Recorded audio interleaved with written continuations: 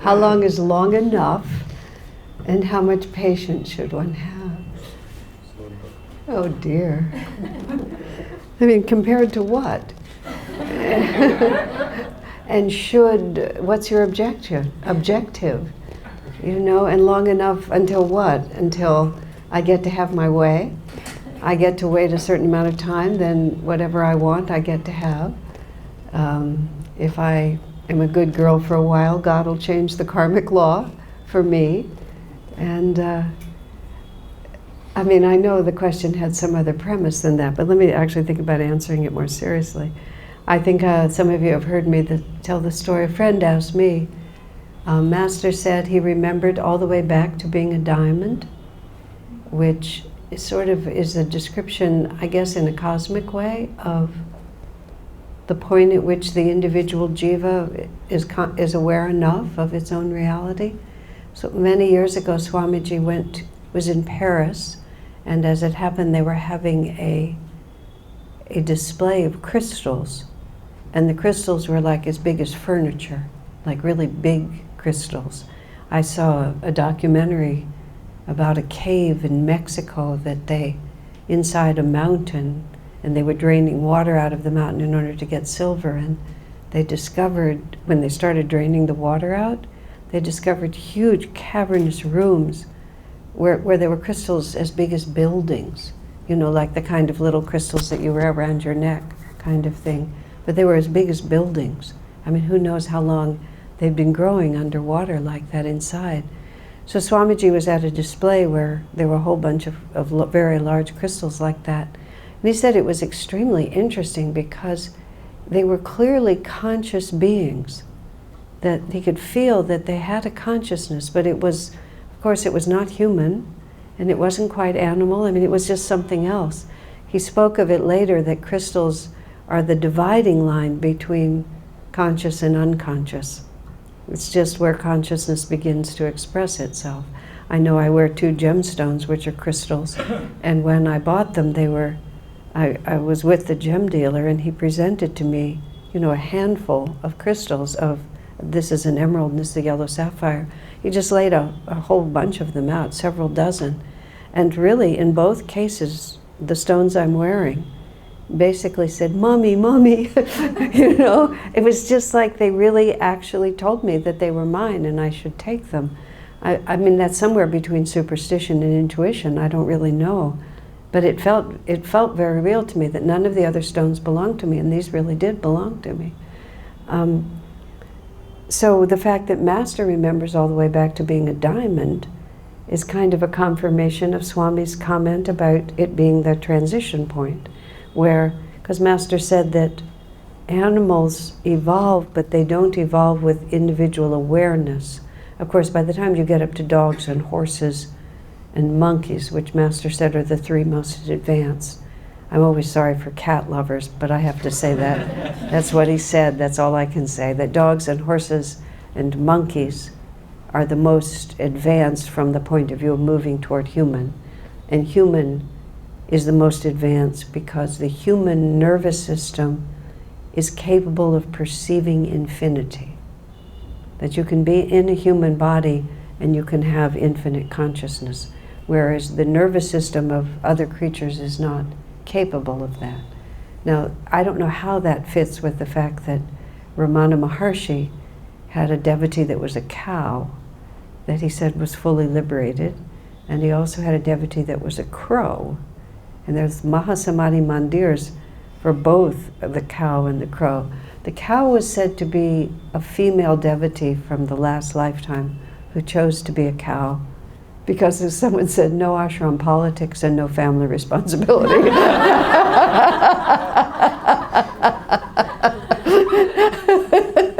So you can see the attractiveness on a certain level. Okay, coming back to where we are.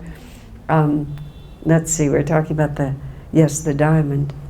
Master said that animals advance, but they don't have individual awareness.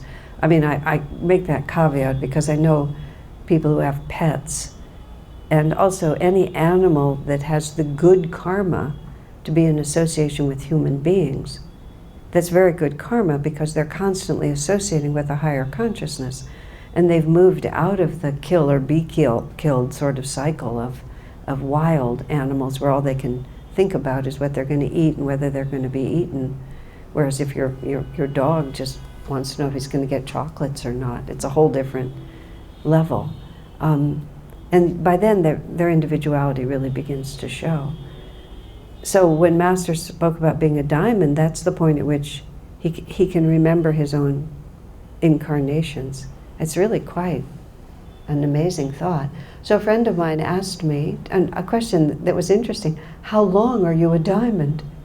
And I mean, my question was, what do you become next? You know, is it the diamond the beginning or the end of the crystal phase? Is the emerald higher than the diamond, you know? People tend to think of diamonds as somewhere toward the apex, but who can say? So I asked, Swami was still living, and so I asked him, how long did it take Master to evolve beyond being a diamond? His first response was, that's kind of a dumb question. I think he meant because, well, what's the use of that question? It falls in the category of spiritual gossip. I mean, how do you use that? But I wasn't deterred. I just laughed and I said, I thought it was very interesting, Swami. I was curious. And then a moment later, Swami answered me by saying, all time is short compared to eternity. Which is, that's a big answer to a small question, which gets us back to how much patience is enough. I mean, enough for what? We can be as impatient as we like, because the reward of impatience is we get to continue in delusion. So I guess what's being asked is a question that's actually where we started the first time I was meeting with any of you all in the city, was what is the metric for God realization? How many kriyas, how many good deeds, how much seva, how much kindness, how much forgiveness, how much sacrificial effort. What is it? How much do you have to tithe? How much money? What's the price? How can you write it out? So the question, how much patience is enough, depends how deep your karma is. Depends on what you're having to be patient about. It depends how naughty you were in past incarnations. How big your karmic debt is.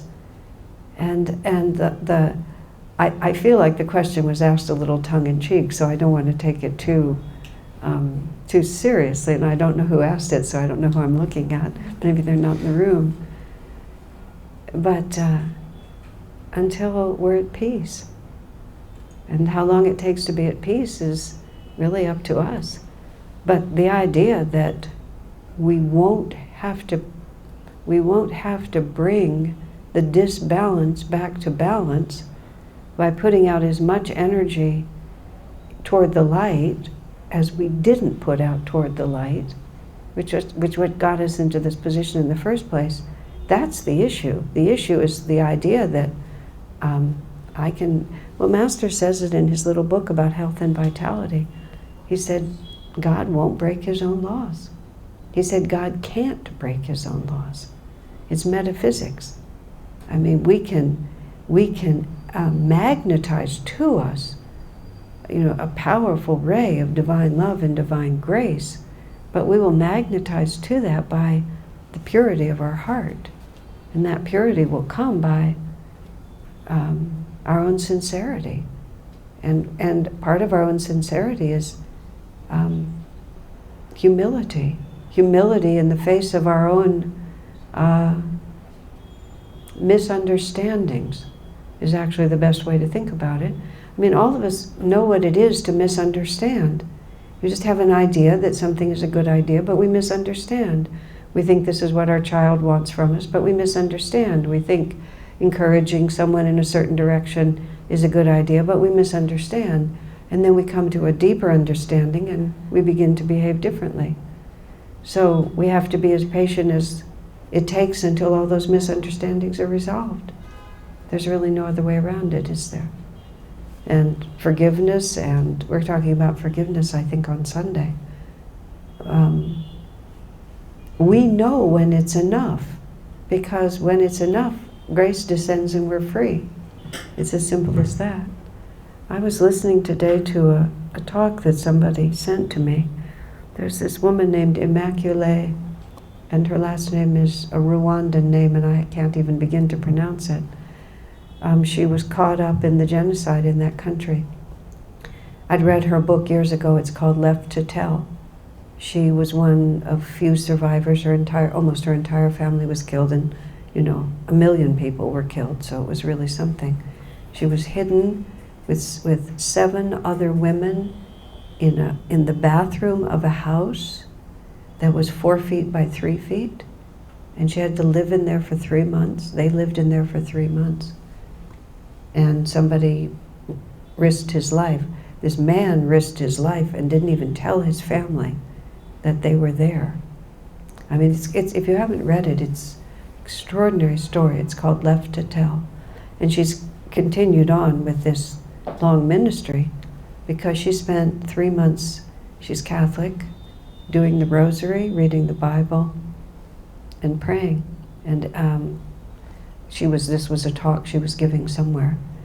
But, she had to go through many things, and they couldn't talk. The family where they were hidden had 10 children in a 4-bedroom house. I mean, he didn't want his family to know because they all would have been killed too. And he just, he found himself protecting these women, but he couldn't tell his family. So they're just in a bathroom, just, on the other side of a thin door with all these children in the house. And he just told them that he'd lost the key to the room and it was locked. I think he put a piece of furniture over the door. But they couldn't talk because if they were heard, they would have been discovered. So she spent 3 months praying and doing the rosary. She went into an altered state of grace. And she just talked about that she spent several weeks in a state of absolute rage. How could you not? And then gradually came out of it. How much patience is enough? How much forgiveness is enough? She put it really simply, all I got for being enraged was I became just like the people that I was angry at. That's all. That's what I got for it, is that I got to be like them. Then she finally realized, why would I want to be like them? And so, all of our impatience is always against some situation that we think is unjust or inappropriate. So how do we gain by becoming like what we're upset about? And why would we want to do that? Well, we all know why we want to do that. It's attractive to us. I talked about it on Sunday. That's what she talked about too when she was talking about being enraged. Even though she described her head hurt, her stomach hurt, every joint in her body hurt. But she said some part of me wanted to feel that. Because she just wanted to be, you can understand it. She didn't even know, but in fact all of her family, except one brother who was out of the country, everyone was killed. We can't even, no one can put their mind around what happened there. But what's the prize? So how much patience is enough? Well, enough until you're tired of not being free. And it's a weird attractiveness. Bondage and delusion has a weird attractiveness. But that's why it's called satanic. And that's why they talk about the devil being conscious. I think we talked about this not too long ago. Because there is some pleasure in it. But there's a greater pleasure in being outside of it. But that's the spiritual path. So all time is short compared to eternity. So that's how much, I guess. Do we have another question in the room?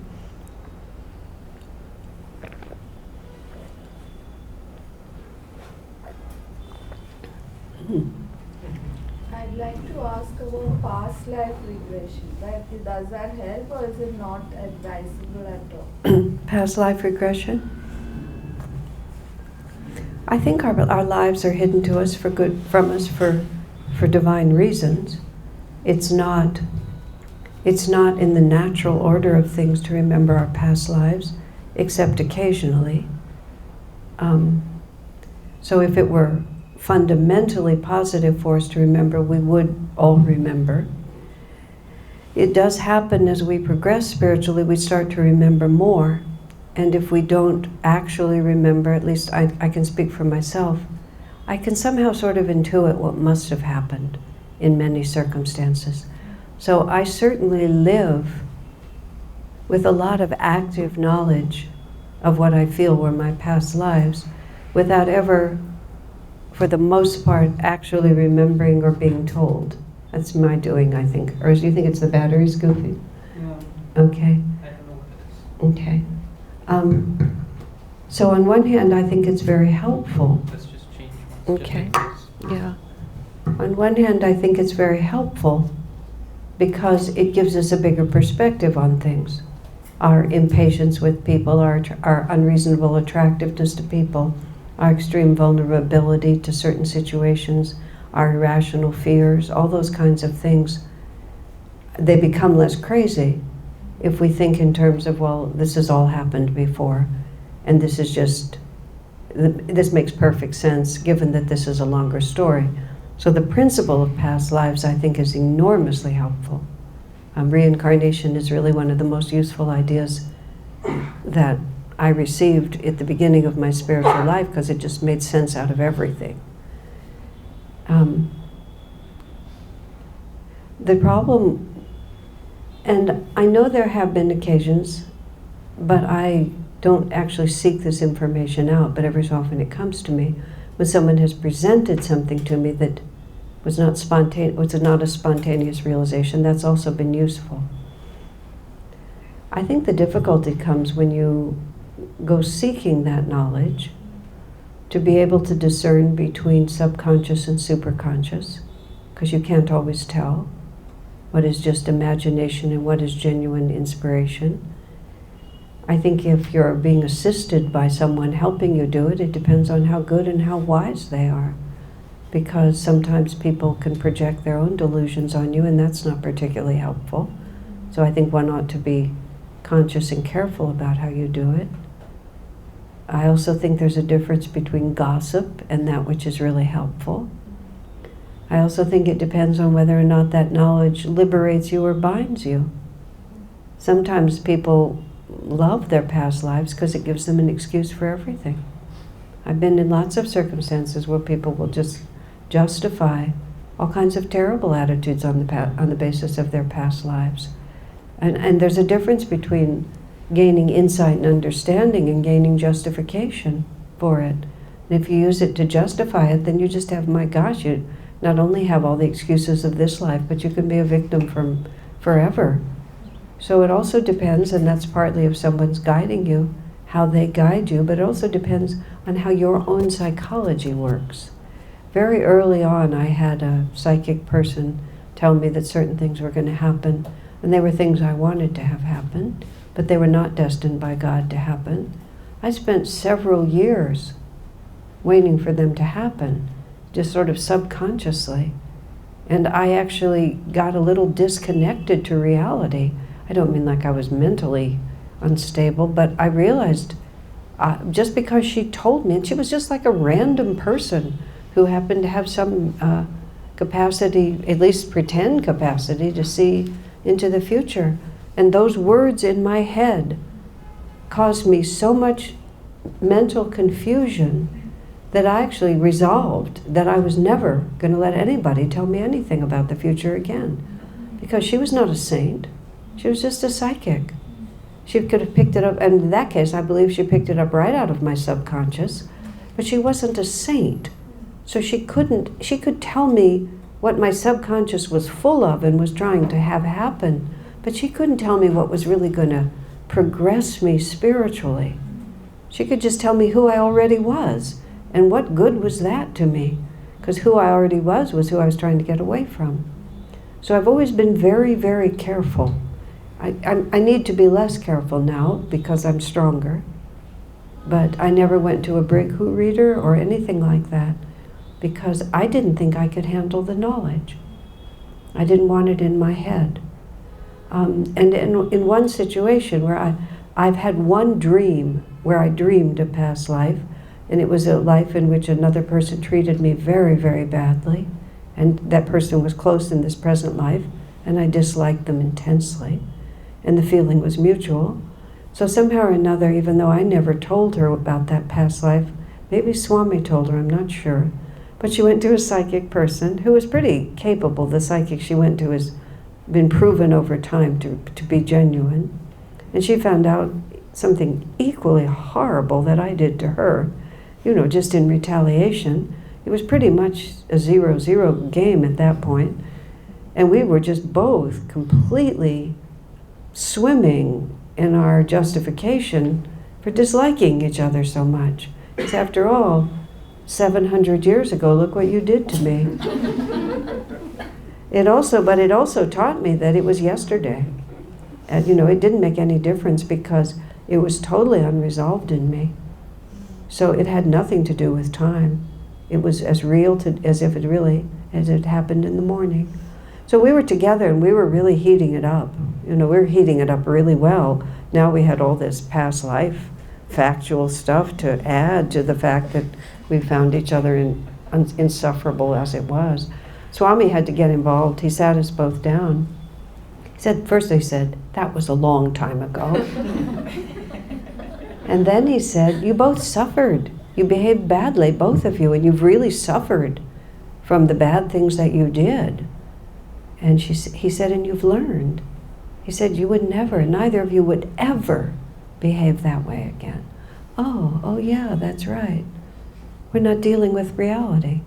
We're just dealing with a projection. So, that was really a wake-up call to me. So I worry, I can't say for a fact, but I worry that people will get information that they quest after rather than comes to them in some spontaneous way, and that the knowledge will not be helpful. At the same time, I've on a few occasions, I've heard Swami suggest to people that if they have some inexplicable situation, that they might be benefited by having somebody who can do that sort of thing tell them. So having said all of that, that's sort of what the conditions are. But you see, Sergio and I were talking about this today.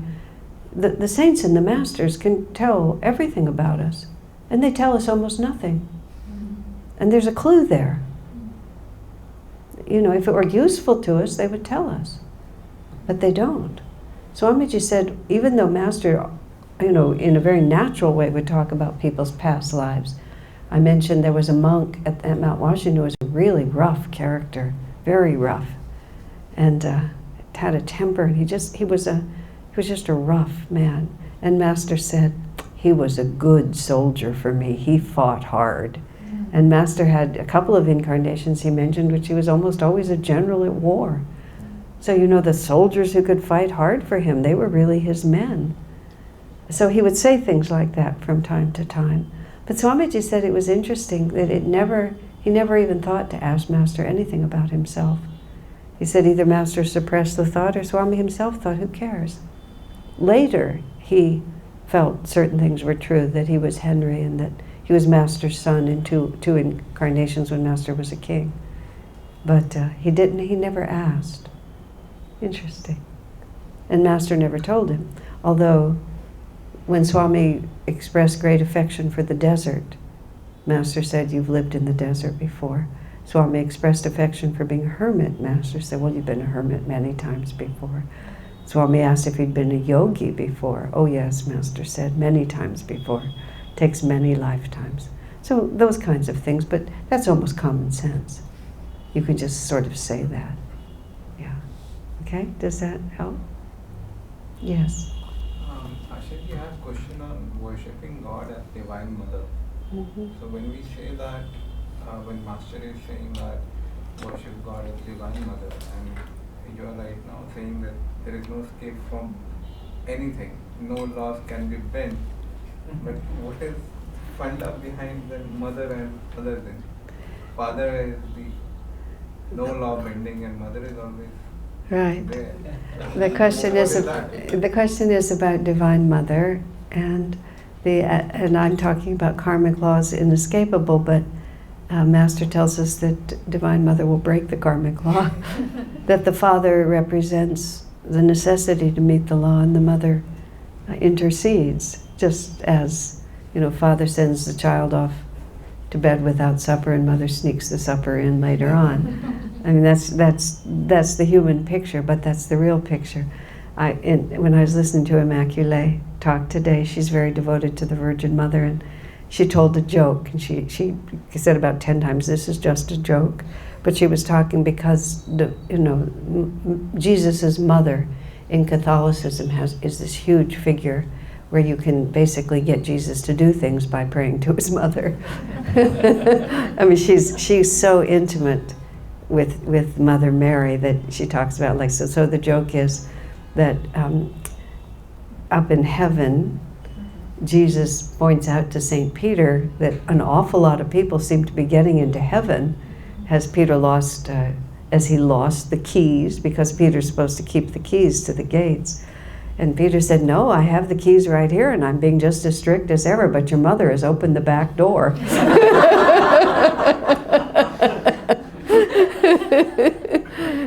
It's a joke with a lot of truth in it, which is, the way Master puts it is, the divine law is absolute, except love is a higher law. And now, I mean, there's lots of ways you can think about that, but what that means is, and this is the way I understand it, this is my philosophical explanation. The only reason that we feel out of balance, unhappy, sad, confined, all of these things, is because we don't understand. Somehow or another we have set ourselves up to try to achieve fulfillment and happiness in some way that is not consistent with divine law. We just keep demanding of God, "I'm not going to work hard, I'm not really going to do what I need to do, but I want the results anyway. I'm going to feel like a victim, I'm not going to forgive, I'm not going to put out good energy, but I want the results anyway." And that's sort of that's how we behave. I'm unhappy and I want to, as Master says, everybody wants a miracle healing, but nobody actually wants to do what they need to do to get well.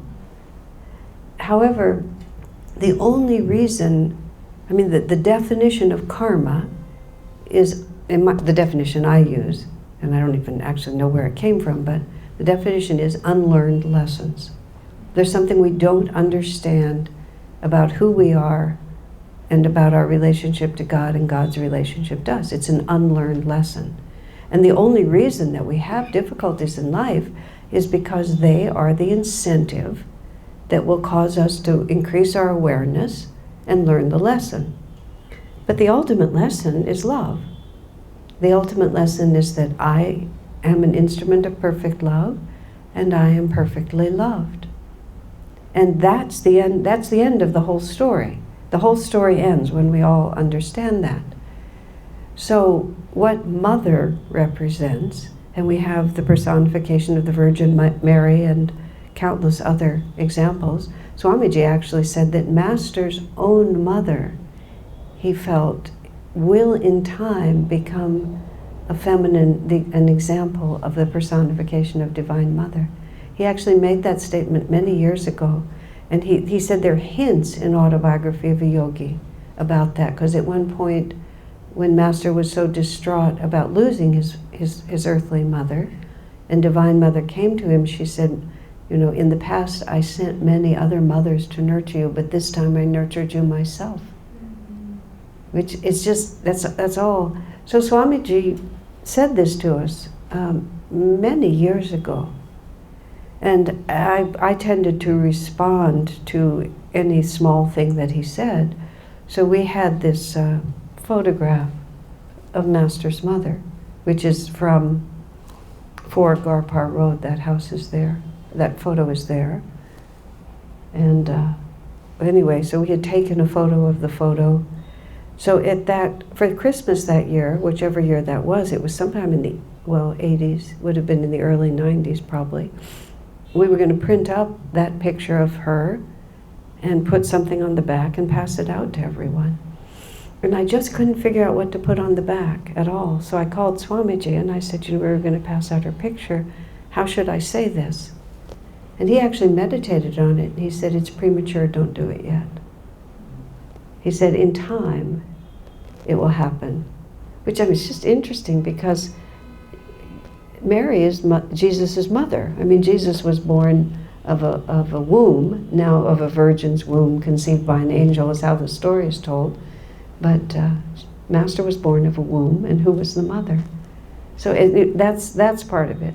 But the other part of it is the concept, the reason that God takes female form is so that we will understand that God is male and female, and the feminine aspect of God is the Om. And Jesus didn't elevate his mother, it came later, but he spoke of the Comforter. And the Holy Spirit and the Comforter is the Om. That's how Master interprets it esoterically. And Comforter is the personification of the female form of God, because that's what it is. The father scolds you and you run to your mother. And you hide in her lap and she protects you.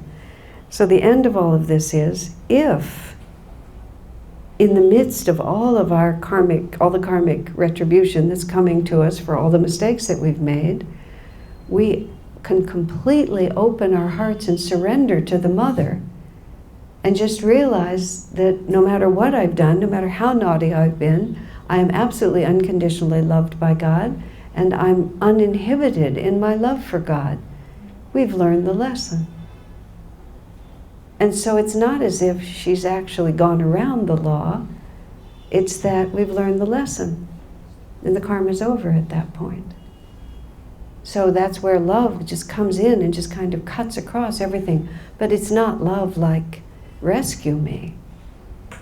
It's love of absolute surrender, which takes an enormous amount of energy, and it's actually within the law.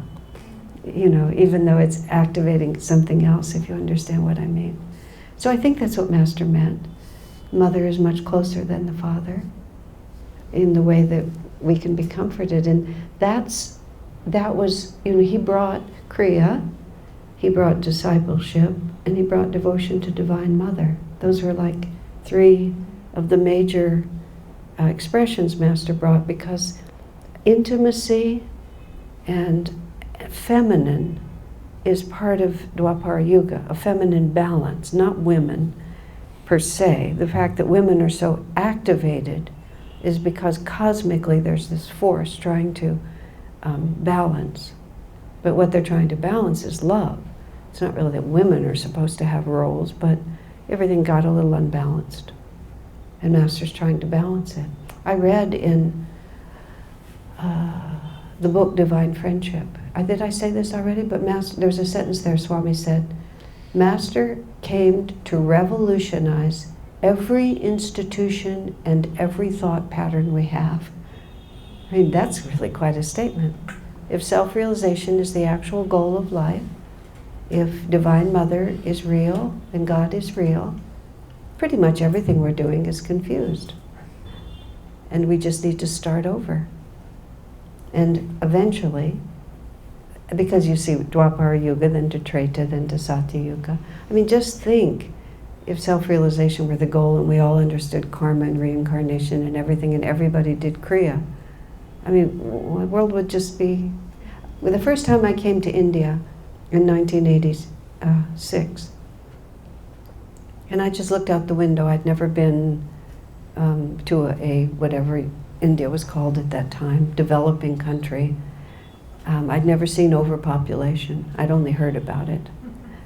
And so I looked out the window and I saw it. You know, just everything that you see here that I'd never seen in California. But I realized just looking out the window, none of this is necessary. We have all the resources. We have all the resources and all the technology to create a heaven on earth. We just don't want to. It's all about consciousness. And I realized then, as I've felt ever since, I'm intensely politically active.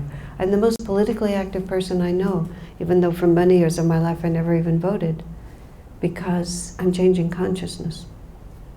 That's the most effective thing we can do, because everything will come from that. Until consciousness changes, nothing will change. Yeah. So, I mean, so what we're doing is the revolution. A lot of us in our early youth were political revolutionaries. I didn't last long, but I did it briefly. Because I realized it wouldn't work. But this works. One by one, changes everything. I mean, I'm 50 years on the path now. When I started, we were the lunatic fringe in America. We were really nuts. Meditating, being vegetarians, being in reincarnation, chanting Om. I mean, we were just completely crazy, twisting ourselves into pretzel shapes, you know, all that sort of thing. Now, it's just common. Just completely common in the West, and it's becoming more common here. I mean, you all are in a different cycle because it's your heritage, but it's having to be renewed. But it was completely unknown in the West. It's absolutely common. The way I describe it in California is, it's not that everybody in California meditates, but those who don't feel guilty because they don't meditate. And that's a lot of progress, because they know they ought to. And they didn't even know it existed before. Yeah. Does that answer the question? It's a very important question. Yeah. Okay. So I don't really have a question, but it's more like a thought. It just seems sometimes that God is being wicked. And just, watching us go through these cycles of, happiness, sorrow, and birth, and death, and reincarnation, and all that. And He's just watching us and having fun. And we are supposed to learn our lessons and then not come back ever. The question is, God sometimes seems not very nice. Just watching us suffer and watching us go through this. Master himself said that he has an argument with Divine Mother. He said, I don't agree with my Divine Mother. Why must she teach all her children through suffering? And I mean, that's when a master makes a statement like that, what he's doing is he's saying, of course, it would be a perfectly natural thing to look at this world and feel like whoever's in charge is not doing a very good job, because there is so much apparent suffering. And there is no answer. Vivekananda's answer is, the level of consciousness that asks the question is incapable of understanding the answer, which is from where we're sitting, it doesn't make any sense. It's like we're looking at the back side of the tapestry and we can't see the picture, and we think it's all just a random series of knots, and we don't understand why it's such a mess. And it's not until we look at the other side that we see how every one of those threads wove together and made a perfect picture, and that not one of them could have been snipped. Because if one of them was snipped, then the whole thing would be changed. But there has to be a certain point when we can see it from the other side. And the word, you've got to have faith, is not a very helpful concept, really. But it is a fact that, as Master said and Swami said, no individual who draws closer to God ever holds the point of view that it could or should be different. They all can see then how the threads weave together, and that there's no other way to make the picture. I hardly put myself in that category, but the wonderful fact of being as old as I am, which I absolutely love being older, is that I've been here long enough to actually see how many of those threads weave together. And even though I really don't enjoy suffering myself, and even worse, I don't enjoy the suffering of others, it no longer feels purposeless to me, because I can just see that whatever I feel that I've gained, I simply could not have gained. And that's how Master says that he's come to see it with Divine Mother. He's had to reluctantly admit that her system works, even though he thinks it's terrible and he would like it to be different. But he sees that it works. So you're just sort of stuck with no answer. I've always reduced the question down to, I can feel the cause and effect relationship between small actions and small results. And therefore I know that if I control my impatience, if I'm kinder, if I try to see it from someone else's point of view, if I'm sympathetic to other people's shortcomings rather than impatient and judgmental with them, if I myself, actually do my kriyas instead of just hope that I'll do my kriyas, and if I energize every day, if I make a list of all the things, I feel much better and my life goes much better. So my little tiny evidence-based experience, my experiment, convinces me that there's a high probability that the big experiment is also true. So I don't have to just completely take it on faith. I pay attention to the part I can measure. And then I trust that when the experiment runs a little longer, the data will be the same. And now, after the years that I've had, I have more evidence. I don't have as much as I would like to have, but I have more evidence, so I feel increasingly confident. At which point this was my father's joke. My parents lived in this town called Claremont, California, and there was a retirement home for Christian missionaries there. It was called Pilgrim's Place. And a lot of Protestant missionaries from all over the world, that was where their little retirement home was. It was a very nice little neighborhood. And every year they would have the Pilgrims Festival, and all the missionaries would sort of come out and put little tables up in front of their homes, and they would have objects that they'd collected from all around the world. It was just a very nice community event. Our family was Jewish, but my father was a person who enjoyed learning things. So it was his habit every year to go. And Southern California, there's not a lot of rainfall, and they would have it at a certain time of year. But one year for the festival, it was raining a lot. We don't have monsoon there, but it was raining. But they were still holding it, but there had to be plastic covers and things. So my father says to one of the missionaries in kind of a joking way, he says, after all you've given to God, you could think that God would give you one day of good weather. And the missionary said, weather is a decision made by management. He said, my career was in sales. So perhaps. Okay. Did you have a question? Yeah, I wanted to know about Moksha. Is Moksha a reality, or it's just like a question? He wanted to know about moksha. So do I, actually. If everything else that Master told me is true, if everything else that Swami has told me is true, if everything that I've been able to test has proven true, then at a certain point, you begin to trust what's spoken to you.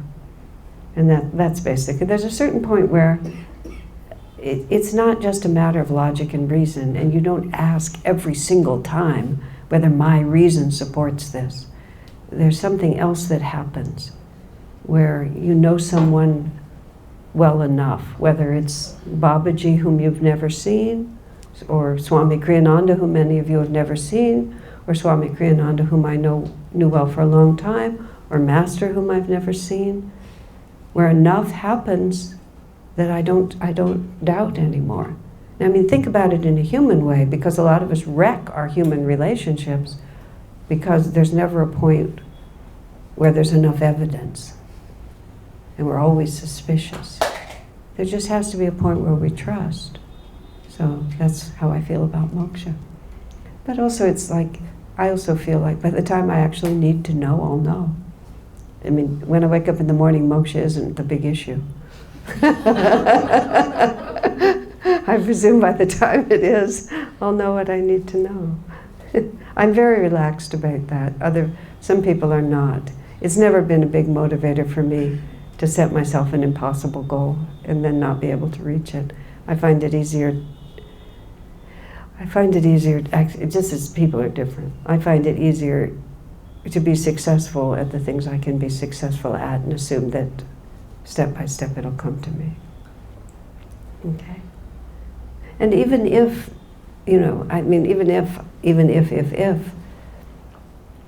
even a little practice of this inward religion frees us from dire fears and colossal sufferings. From the first day I understood the principles of self-realization, my life has been a bazillion times better. So if it's going to be infinitely perfect, at some point that would be just really dandy. But it's certainly been incalculably better than it ever was before I found this path. I mean, my actual phrase is I'd be dead in a ditch somewhere if I'd never met Swami. I just don't really know what would have become of me. So if the promise is even greater than this, I'm all for it. But so far so good is what I would say. Yeah. Yes. You spoke about the Divine Mother, Yes. and I want to know, how do you deal with the conflict that you had when you just can't get along with your own earthly mother? It's one thing to talk about Divine Mother, but what about our actual human, like, real relatives? Oh dear. I think actually it was Master who said that God gives us our families, but thank God we can choose our friends. I think isn't that his statement? Master himself said that, am I right? Did you say Shurcha? Okay, so that's an interesting statement, isn't it? That even he, you see, really, this is how I actually, this is my serious way. I got along well with my own mother. I got along well with my whole family. So, and my family was small, and I became independent when I was 18. So I'd never lived, in this situation where one has to be answerable to relatives from birth to death. So I have to, with that disqualification, I have to say, but I have a spiritual family, and with all due respect, which in many ways is worse than a biological family, because you've been with them for incarnations and you'll never get away from them. Biological families at least have the hope of ending when the body ends, but spiritual family, you have no such luck. So in a very real sense, I am quite accustomed to it, and I've been through lots of, well, let's be real about this. I've been through lots of really intense karma with my spiritual family. Decades and decades of struggles. Because, as Swami put it, I'll speak of the spiritual family first. It's a very old spiritual family, and his words are, we've been all in all to one another. And you can see how all in all to one another. And many of us are not only, deeply in love with each other on many levels, I don't just mean romantically, but we're also enemies because, imagine you really love someone a great deal, you grow attached to them, perhaps you develop in different directions, and that person no longer returns the affection that you have, and then they become jealous, and then they become angry, and then they become vengeful. And so you start, hatred only develops when you care. At some point, some big desire must have been thwarted in order for you to get all the way to hatred. And you could see how you can get there. One of the questions in the Ask Asha book there, when I answered those questions, it was sort of fun because sometimes it would take me a little while to figure out what a person was really asking. I got this very delicately written letter from this man, very delicate, about karma, about reincarnation, about how karma affects, and if one person has a desire and the other person doesn't have a desire. I'm not sure whether it was even in the first letter or whether it took some letters for me to finally figure out that his wife wanted to marry him again and again, and he thought once was plenty. And it took a little time, for me to figure out what the actual issue is and how we sort of had to work that out. So, I did find an answer. But the point is, human relationships, whether biological, romantic, or spiritual family, are given to us to purify our hearts. And we think they're given to us to be lots of fun and to fulfill us. But they're not. Nothing in this world is given to us to be lots of fun and to fulfill us. Everything is here because we have unlearned lessons about perfect love. And we're going to get to learn how to be perfect instruments of Divine Mother, and insofar as we don't know how, we're going to get the opportunity to learn. And the way we learn is either by bad examples or bad actions. And so whatever we've got is given to us because we just don't know. In Autobiography of a Yogi, one of the yogis in that book, I don't remember who, he talks about his nagging wife. And then he says, but I fooled her, she doesn't know where I am now. And what he means is that he's gone into a state of spiritual awareness where she's thinking that he's still subject to her nagging, and he's gone somewhere where it doesn't touch him anymore. But I don't know what it looks like. But, you know, we're subject to people, but we wouldn't be subject to them if there wasn't a divine lesson in it. Now that doesn't mean it's easy or it's any fun. So this is how I finally come to think about it. All relationships are sadhana. You know, sadhana is spiritual practice. We think that our relationships are supposed to be the place where we don't have to put out effort. And people actually think that the closest home relationships are the place where they get to put out no effort at all, which is absolutely just simply a mistake.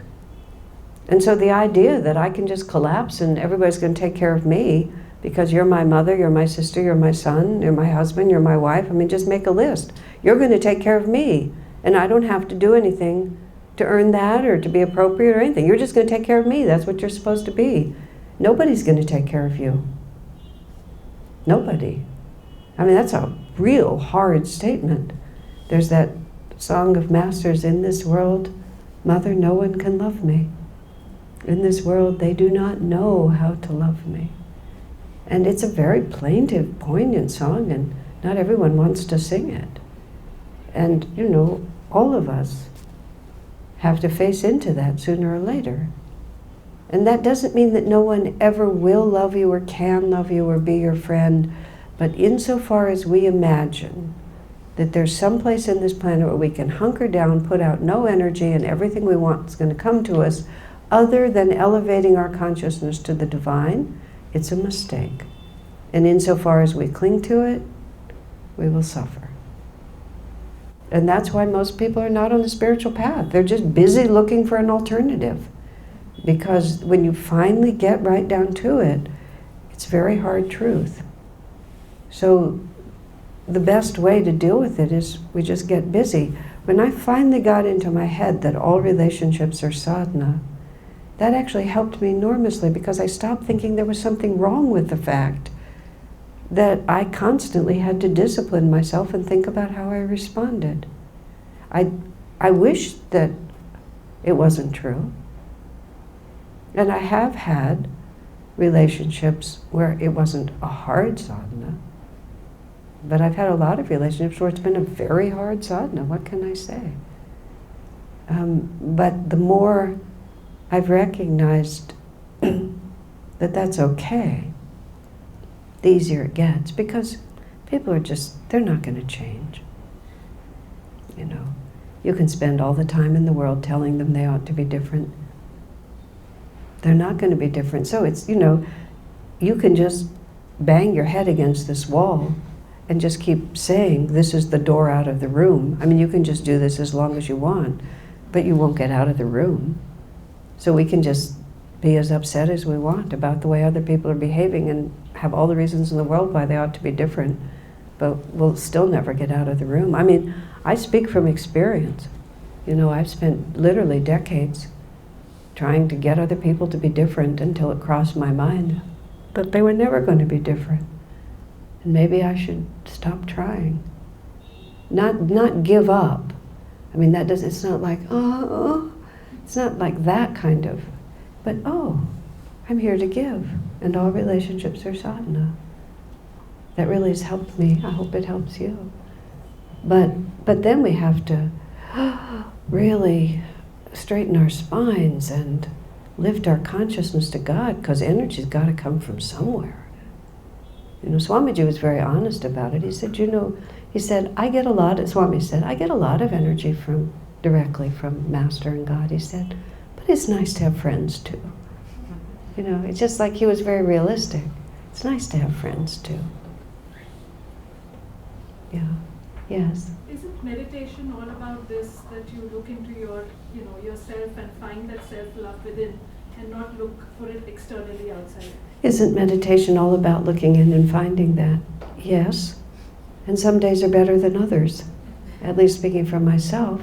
But this is again where I was saying, the one thing time has done for me is you do change over time, and you also see the possibility of change. Over time, the possibility of change becomes very real to you, and that gives one courage to persevere. Yeah, precisely. No, the answer to what I said is sadhana. But what we have to realize is that everything is sadhana. Yeah. Until all efforts end in bliss. But even along the way, many efforts at least become cheerful, if not entirely blissful, just cheerful. I mean, people are so odd. I was saying to Narayani and Giorgio today, I presume everyone else thinks I'm odd too, because I think everyone else is odd. You know, it's just like, we're so sure of our point of view. And we're so just confident that we're doing the right thing, no matter whether we are or not. And I'm sure I'm not different. I'm trying to be more amused than annoyed. You know, there you have it.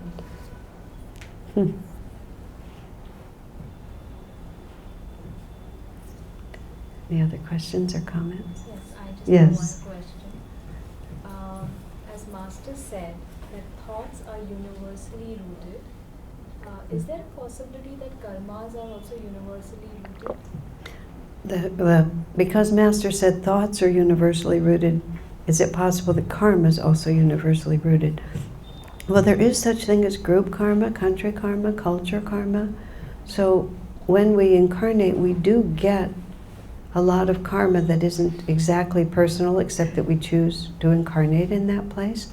Like, for example, Master said that America will go through a very difficult, hard time economically because of the karma of the way the first settlers in America treated the American Indians.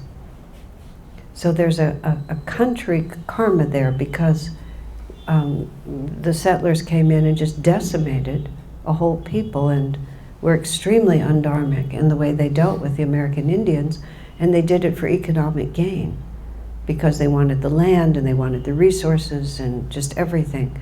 So Master said there's an unpaid karma that even though America, because of all the dynamic energy we put out to be economically successful, there's a dissonance there because part of that was undharmic. So he said there will be serious economic troubles for America to pay that karma off.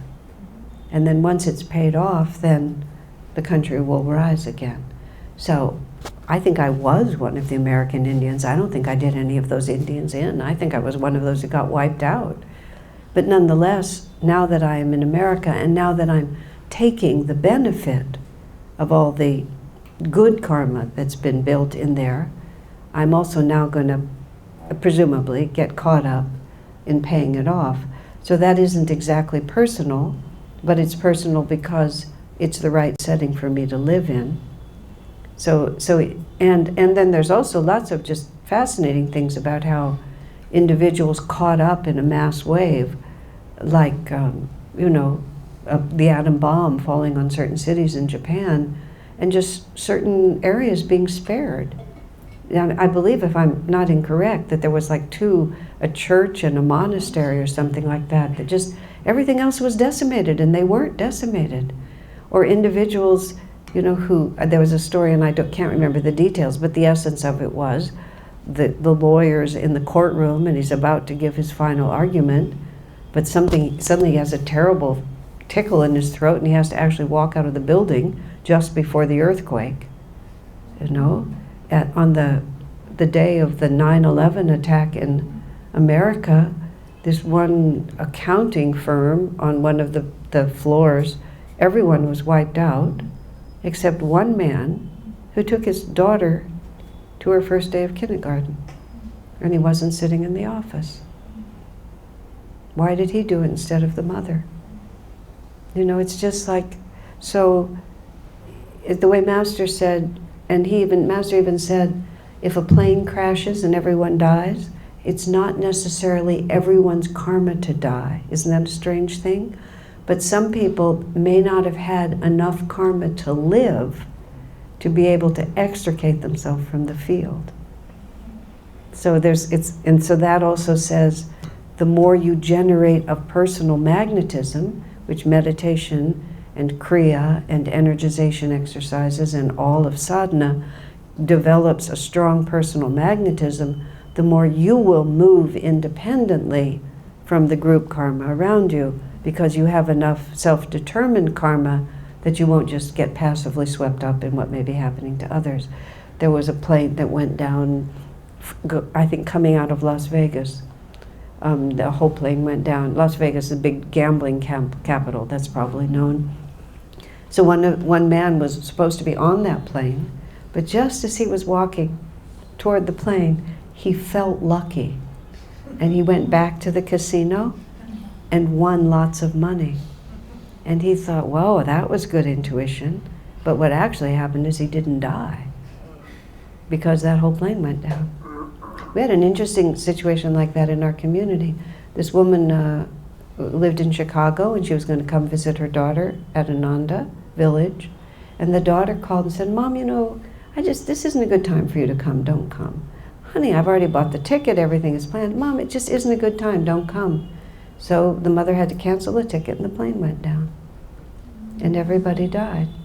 And the daughter just knew that her mother shouldn't come. She didn't know anything about it, of course. So yeah, the answer is yes and no.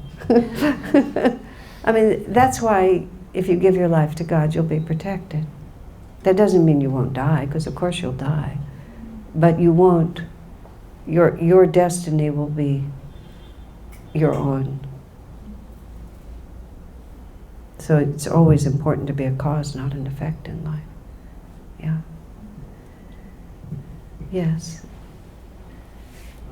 Continuing with karma. Say again? Continuing with karma, same subject. What if your circumstances don't allow you to meditate? There's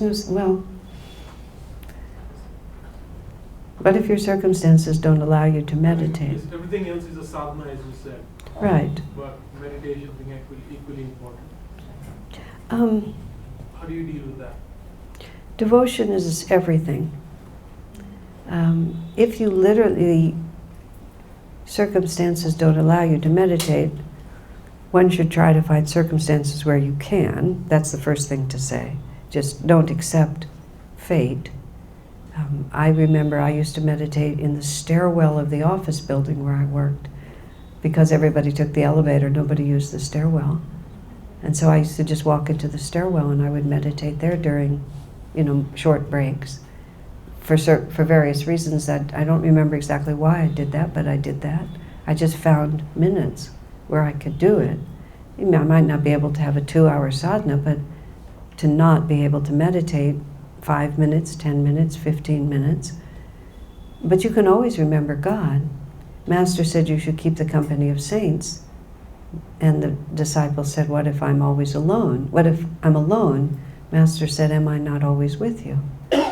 So the whole point even of meditation is to put ourselves in the remembrance of who and what we really are. So if one can't do as much meditation as one would like to, one needs to do more japa, more inward chanting, more affirmations. One just simply, the first law of prosperity is to be grateful for what you have and to use it as completely as you can. If somebody gives you a gift and you squander it, they're not likely to give you another one. So whatever gifts you have, one should use them to the fullest rather than thinking about what one doesn't have.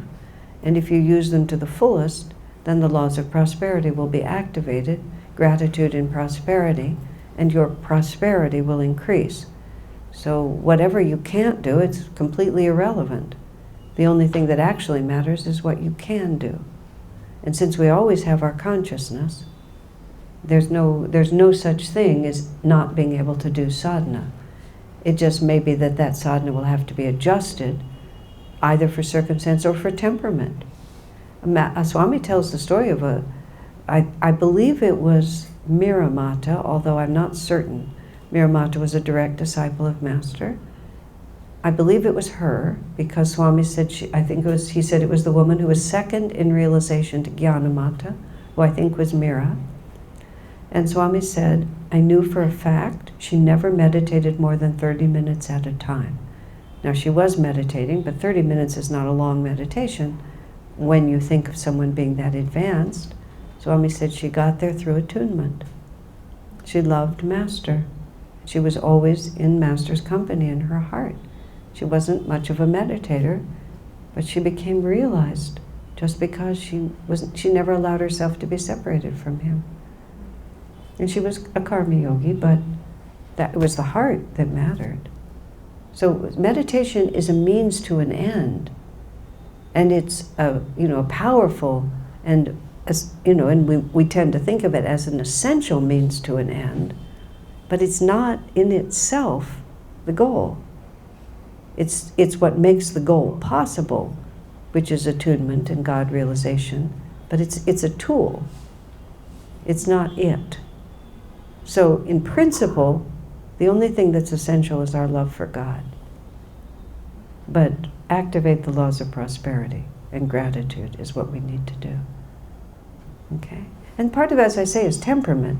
You're talking about circumstances, but some people just are bad meditators. But everybody can be a great lover of God, even if you're a bad meditator. And some people are great meditators, but don't have a lot of devotion, or don't understand seva, or not willing to give. They meditate, but they don't give. So everything, you have to work with who you are and what God gives you and assume there's no mistakes. Yeah. Okay, I'll take one more and that'll be it. One has a gap in the spine. Physically. Can he or she meditate?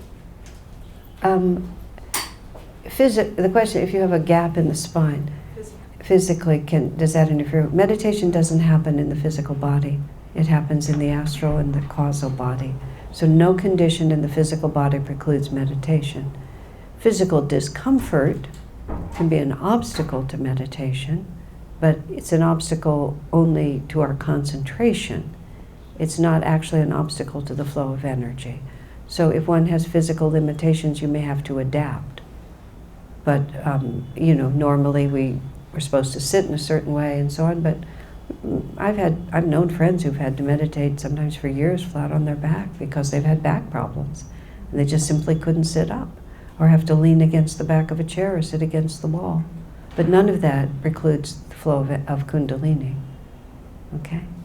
That was like somebody said they had a hysterectomy and wanted to know, they'd been told their second chakra had been removed. I said, well, what medical school did he go to? That was really impressive. All right. I think that will be enough for this evening. Thank you all very much. Certainly.